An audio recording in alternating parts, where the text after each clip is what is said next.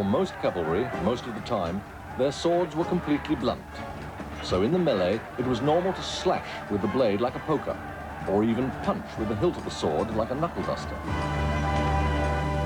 Best of all thrusting weapons for cavalry is the lance. The light lance came back to Europe with the arrival of irregular cavalry like the Cossacks. Soon, no self-respecting army was without its lancers. The long reach of the lance made it particularly suitable for cavalry in pursuit of infantry.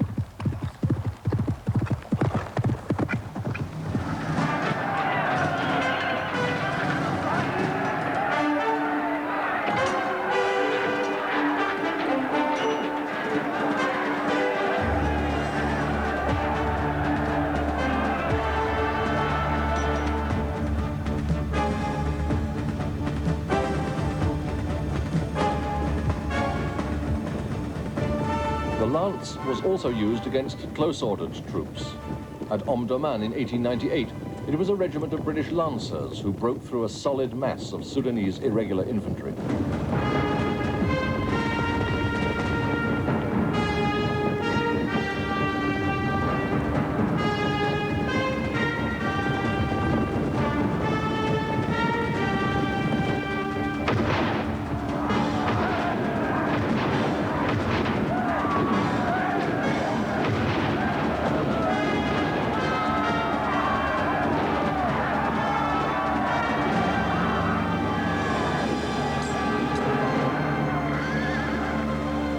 Cavalrymen also experimented with firearms, seeking means to turn a threat into a tool.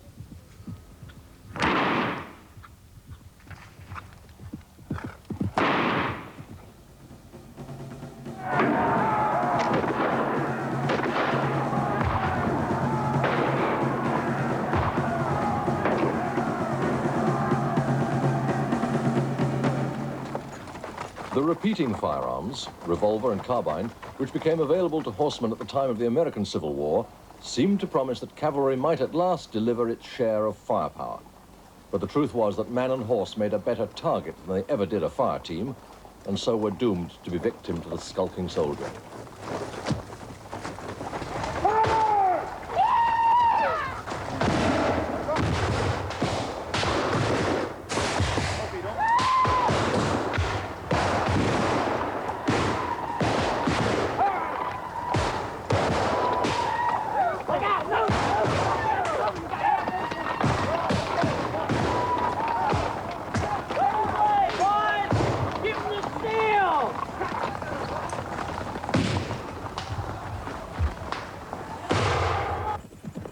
No weapon made by man outdid in importance to the cavalryman the weapon bred for him by sire and dam, his own horse. It was the speed and strength of his mount that gave him his attacking impulse. In a well-timed charge, the horse could be used literally as a unit of shock to batter down an enemy formation. And it was the shock action of cavalry which on occasions decided the outcome of a battle.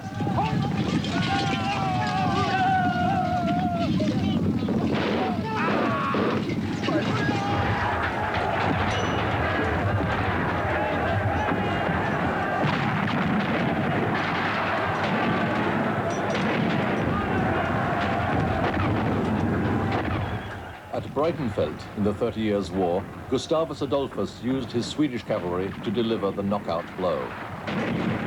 Marlborough's British cavalry made the decisive charge at Ramillies, from a flank position the French had left unprotected. Napoleon's heavy cavalry won the day at Marengo and Eylau. But such charges turned on luck. Stout-hearted musketeers, formed in square or protected by artillery, could never be shaken by cavalry. The French cuirassiers failed time and again against the British squares at Waterloo.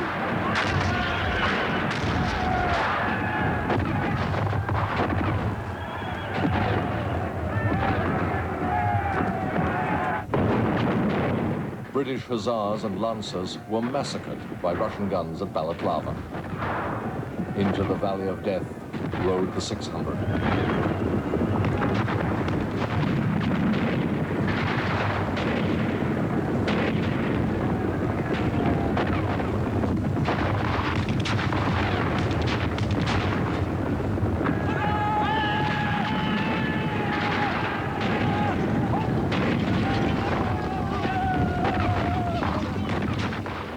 Magnificent, but not war.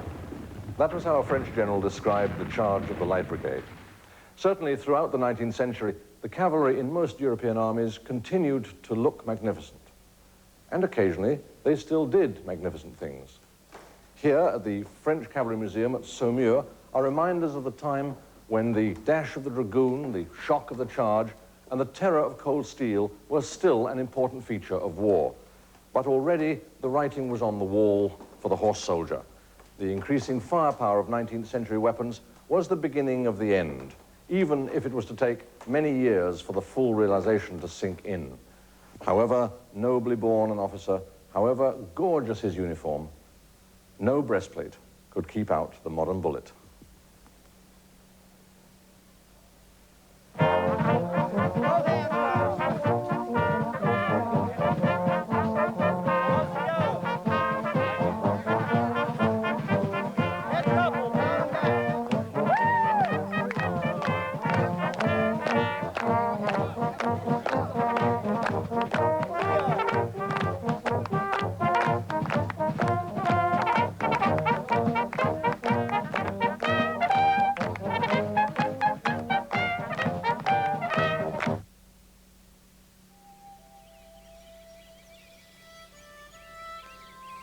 Across the Atlantic, in a society which had never known a knightly class and where a horse was just a means of getting about a vast country, soldiers were to avoid the mistake of thinking that cavalrymen could ignore the effects of modern firepower.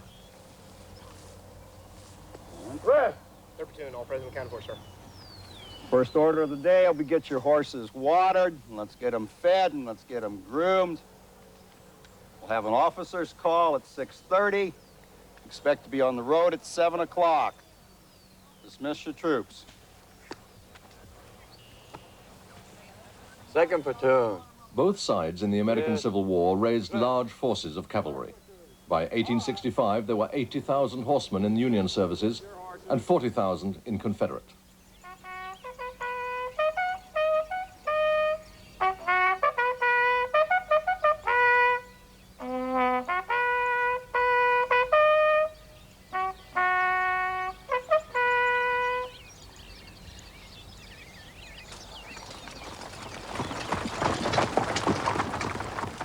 Neither side committed horsemen to battle in the European style, but as skirmishers, scouts, and above all raiders, American horsemen put their European counterparts to shame.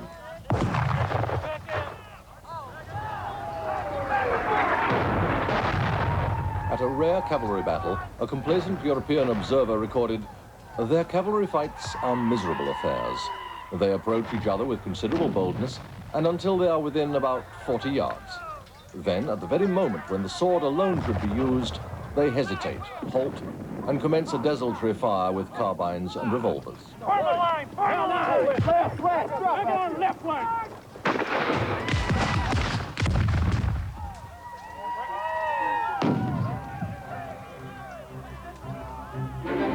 The British learned nothing from the American example. Even in the expanses of their empire, they continued to train with sword and lance. And when, in South Africa, they encountered enemies who rode like Mongols and shot superbly from the saddle, the price of their arrogance proved costly. All the Boers were mounted, every Boer possible. Certainly there were ponies compared with our cavalry horses, much smaller. So that's what we call them, Boer ponies. Of course, by that time, the British Army hadn't even got acclimatized, never mind about understanding Boer ways and Boer tactics. It was a difficult thing to instill into their mind. My job as a scout was to see without being seen. So I didn't have to get in the line of fire more than I could possibly help. I had to live to guide the others. I knew it was going to be a long war. And our government had misjudged the strength of the Boers. When British cavalry tried to clear the field by a close order charge, the Boers simply melted away to reappear another day. Finally, British cavalry had to swallow their pride and learn, as we see here in this rare film of 1900, the tactics of dismounting and fighting like infantry. It was paying the Boers the flattery of imitation.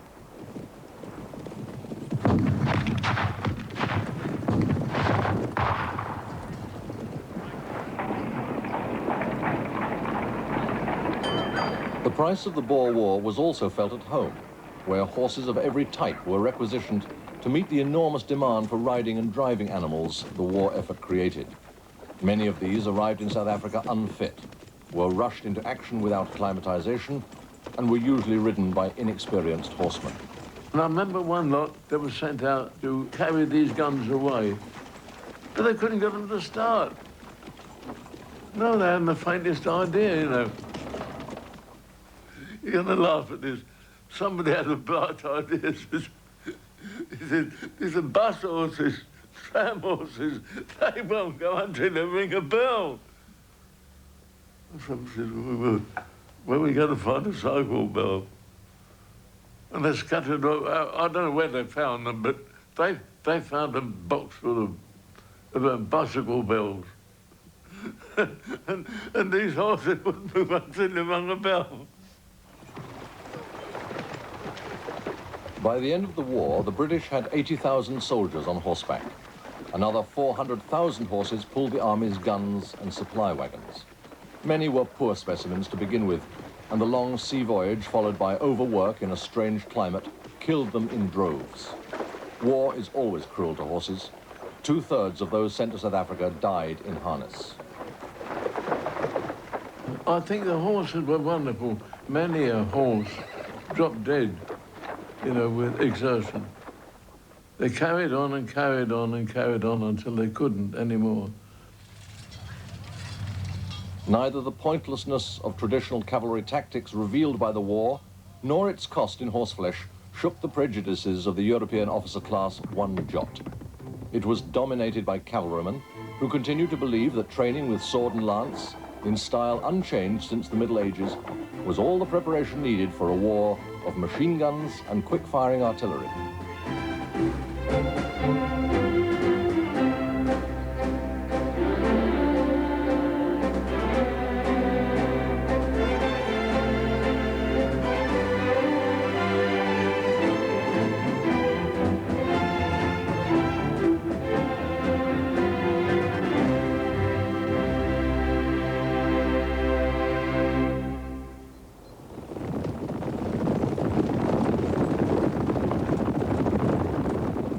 The future of the cavalry arm itself was unquestioned.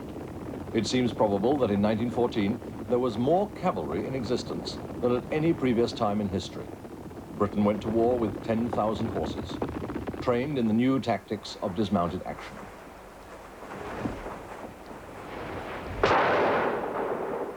But many French regiments were still taught to charge in Waterloo style, dressed in Napoleonic helmet and cuirass, with lance and sword to the fore.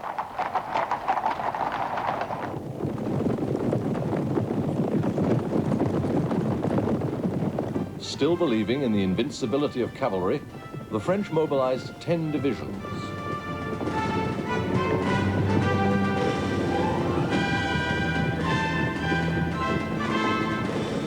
Their Russian allies had 36 divisions, some formed of Cossacks from the steppes.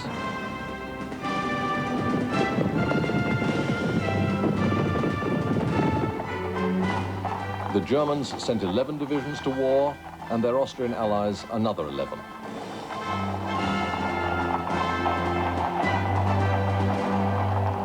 All in all, the combatant armies between them deployed over 250,000 horsemen to the front. And this cavalry was not only a negative quantity on the battlefield, they were also a positive drain on the war effort. Horses demand constant attention: grooming, shoeing, feeding, watering, exercising, cosseting. And this care is labor-intensive, each horse even having to be numbered and registered as army personnel.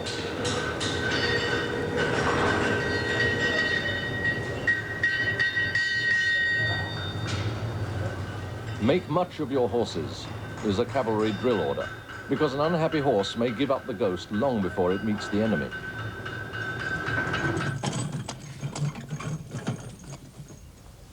Unlike machines, horses not in action still require effort on their behalf. Horses produce waste in enormous quantities. Mucking out is the least popular of all stable duties. They also consume food in equivalent bulk. The cavalry ration is 10 pounds of hay or grass a day and 10 pounds of grain. By the end of the war, when Britain had shipped 5.25 million tons of ammunition to France, it had shipped 5.5 of hay and oats.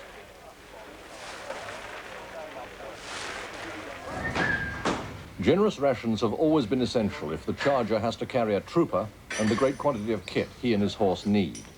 Ted Burgess, who was a trooper as late as 1940 in the Syrian campaign, remembers.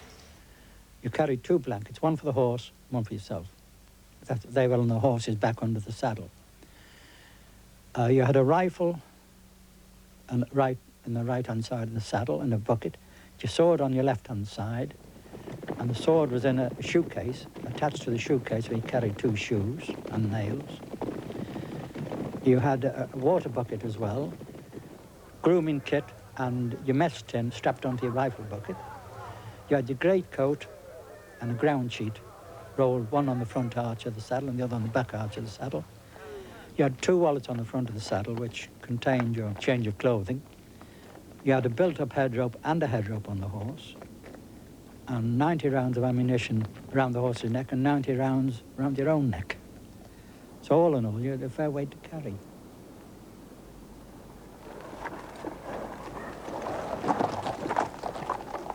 However well fed and watered, horses fall sick as often as humans and need quite as much doctoring. Drinking all right? Yes. That's perfectly normal. Just have a quick listen to his heart. Steady, steady, steady. Horse casualties in the First World War actually exceeded human. Of 900,000 horses enrolled by the British Army between 1914 and 1918, a quarter died. 60,000 were killed on the battlefield by bullet, shell, or gas. Just as hay and straw took up far more shipping space than shells, horses took up more train space than men. It took 250 trucks to transport an infantry division, 1,000 to transport a cavalry division. And the really difficult trick was to coax the horses on board.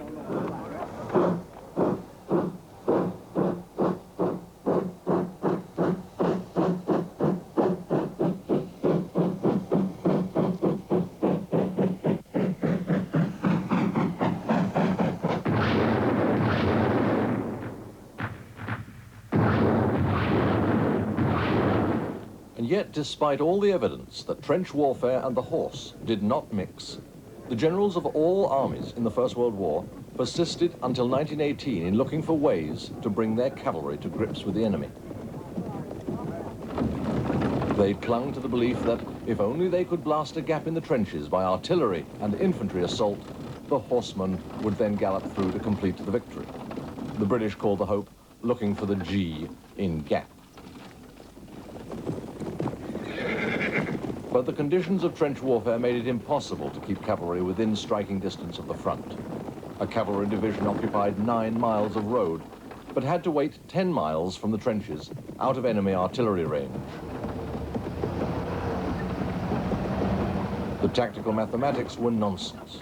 Even at Cambrai in 1917, when the British tanks at last made a gap, the cavalry failed to reach it before the Germans stopped the hole.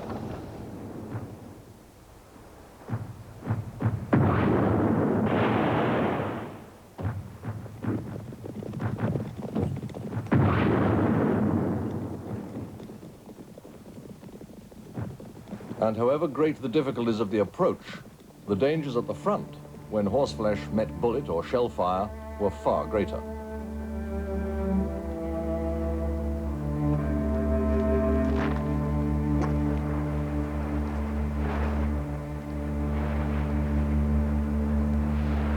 At the very end of the war, however, some cavalry units at last got the chance to charge the enemy. Fred Horsnail remembers an action at Harbonnier.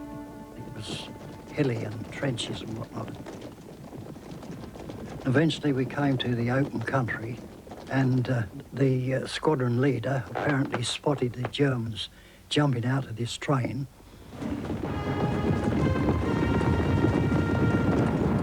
we settled down in our saddles and took as much protection behind the horse's neck as possible. And we'd got our swords drawn and we went like the clappers. Well, of course, by the time we got to them, they were more or less in the open ground.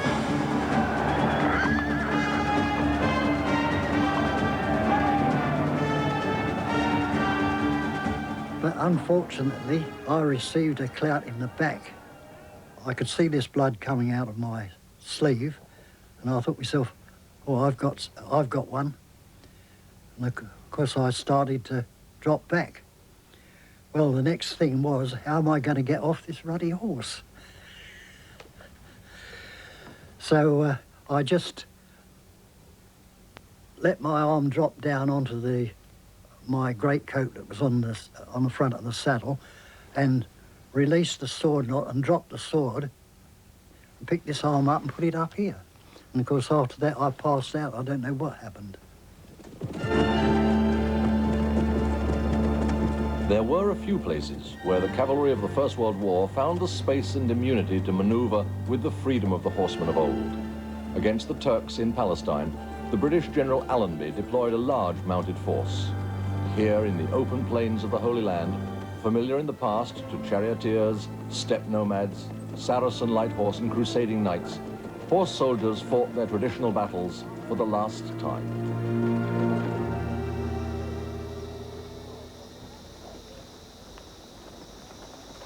Many of Allenby's desert cavalry were Australians, trained to fight like the Boers as mounted riflemen. These Australian light horsemen were countrymen from the bush and the outback, bred to horses and small arms. Dismounted, they shot like sharpshooters. In the saddle, they rode like fox hunters. At Beersheba on October 31st, 1917, they staged one of the last great cavalry charges of history. A veteran, Martin Balserini, recalls the day. Just before we left, and we left at dark, and we done 40 miles that night through desert. Then we camped in the daytime, and next night we started off again, and they done another 40 miles, and still without water. Beersheba was the only place where there was water. If we couldn't have taken Beersheba, well, them horses wouldn't have, they would have had to do another 30 miles, and they wouldn't have done it.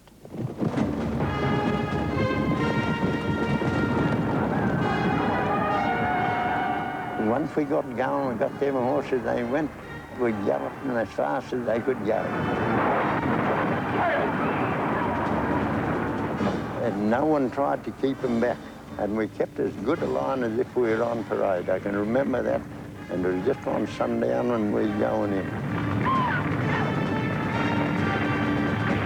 When we got in, there was no barbed wire. They were just the trenches. And the Turks were in the trenches shooting at us. The next lot of trenches, they were standing out of the trenches shooting over the top of their own crowd. And we went right in amongst the others. Those that had rifles or shot were shooting from off their horses, and the Turks were on the ground shooting at us. A lot of us had pistols and revolvers, and we were using them. And there was one Turk was lying on the ground. He's pointing his rifle straight at me, and I jammed both spurs into the horse, and he plunged, and the Turk fired. I don't know where his bullets went, but I know where mine went, because he was right down on the ground below me, and I put two into him. And then it went on, and it didn't last very long. It wasn't long before they chucked it in. For the cavalry, who had resisted the implacable tide of history for longer than their usefulness justified, the sun was finally setting. It was time to say goodbye to the horses they had fought so long to keep.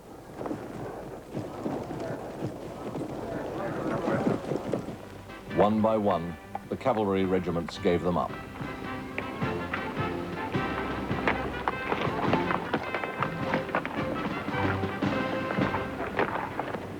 From now onwards, the standard, the emblem of the cavalry, will serve to remind you of those gallant, uncomplaining comrades who parade with you for the last time today.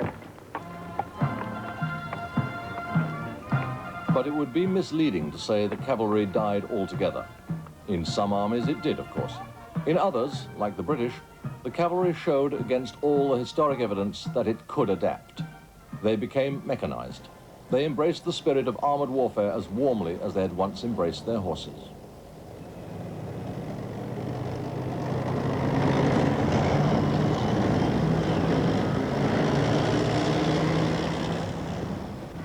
The household cavalry, the last regiment who still ride horses in the British Army, fought with great gallantry in armored cars in World War II. They led Montgomery's 21st Army Group into Brussels, past the battlefield of Waterloo, matching the offensive spirit of their cavalry predecessors in that earlier conflict.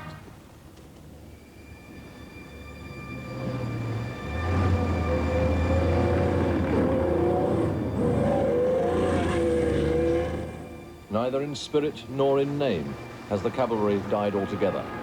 Many of the steel-clad warriors of today still bear the names of dragoons, lancers, hussars. And in the ring of these titles, the ear can still catch the beat of a hoof on the great plains across the world.